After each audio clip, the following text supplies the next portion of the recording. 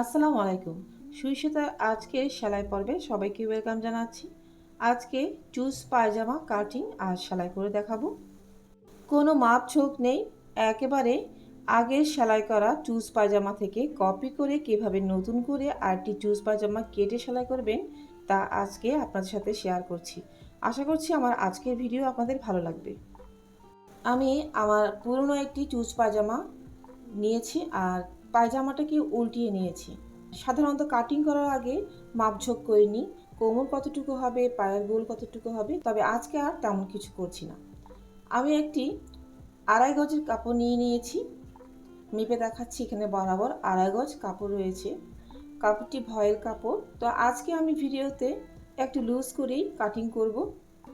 প্রথমে কাপড়টিকে 4 ভাঁজ করে নিয়েছি আর দেখতেই পাচ্ছেন আমার পুরনো পায়জামাটাকে উপরে রেখেছি, নিচে আমি প্রায় 1 ইঞ্চি থেকে 1.5 ইঞ্চির মতো ছেড়ে দিয়েছি। এতে করে নিচের অংশ একটু বটে নেওয়া যাবে। আর যেখানে কোমরের অংশ শেষ হয়েছে সেখানে একটি দাগ দিয়ে দিচ্ছি। আর কিছু না, একটু সমানভাবে ছড়িয়ে নিয়ে পা বরাবর এঁকে নিব।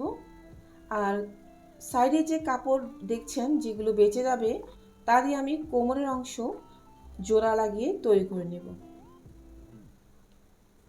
দেখতে পাচ্ছেন আমি একেবারে বরাবর একটি দাগ কেটে যাচ্ছি হালকা করে। তো আপনাদের যাদের কাছে স্কেল আছে তার স্কেল দিয়ে ঘাড়ো করে করবেন।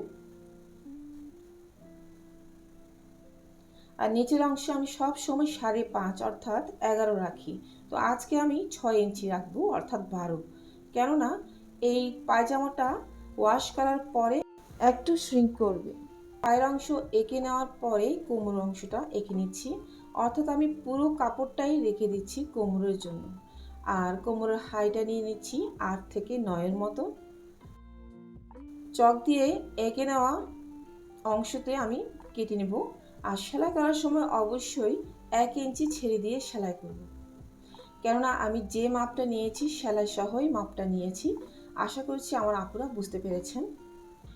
কাটতে কাটতে দেখতে পাচ্ছেন উপরে ছোট করে অল্প কাপড় বেঁচে গেছে। তো এটা দিয়ে আমি সালোয়ারের ফিতা তৈরি করে নিতে পারবো। প্রথমে 4 ভাঁজ করা কাপড়টাকে একটু মেলে ধরবো। এরপরে হাইয়ের যে অংশগুলো রয়েছে দেখুন আমি যেমনটা রেখেছি, হাইয়ের এই একটা অংশ আর আরেকটা অংশ সেলাই করে নিব। এভাবে করে আমি পাশের দুটি অংশ সেলাই করে নিব। আমি আগের প্যান্টে কোমর মাপ নিচ্ছি, আগের প্যান্টের চেয়ে আমি আজকে একটু বড় নিব, কারণ ইদানিং আমি একটু ফ্রি পরছি, ইদানিং 48 পরছি, তাই ধরে নিচ্ছি 50। তো এখানে 4 টুকরো কাপড় রয়েছে।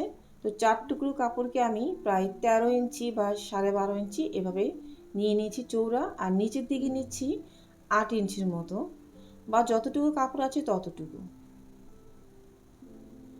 এবার টুকরোটা কেটে নিব আর সেলাই করে নিব।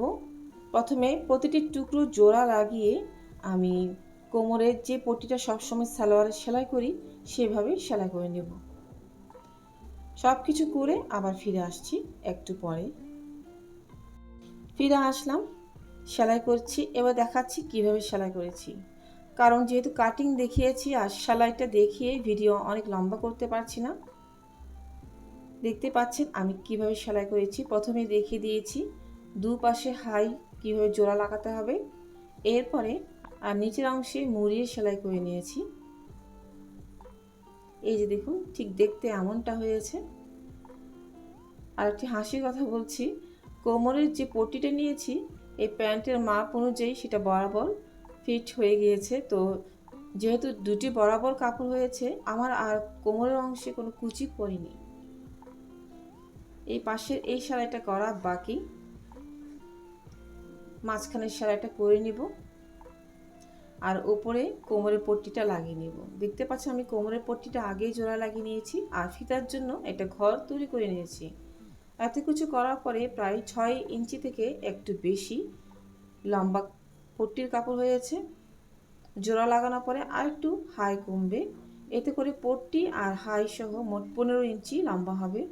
হাইয়ের মাপ আমি 15 ইঞ্চি দিয়েছি, তো অনেকে হয়তো 14 দিতে চান বা 16 দিলে ভালো লাগে, তো আপনারা আপনাদের পছন্দ অনুযায়ী হাইয়ের মাপটা নিয়ে নেবেন। ব্যাস দেখুন, এই হলো ফাইনাল লুক।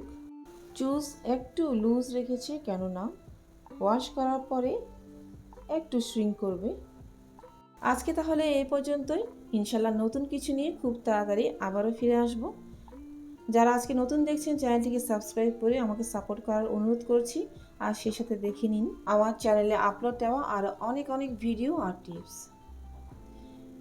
আর হ্যাঁ, ভিডিওগুলো ভালো লাগলে প্রিয়জনদের সাথে শেয়ার করতে ভুলবেন না। ভালো থাকবেন সবাই, আল্লাহ হাফিজ।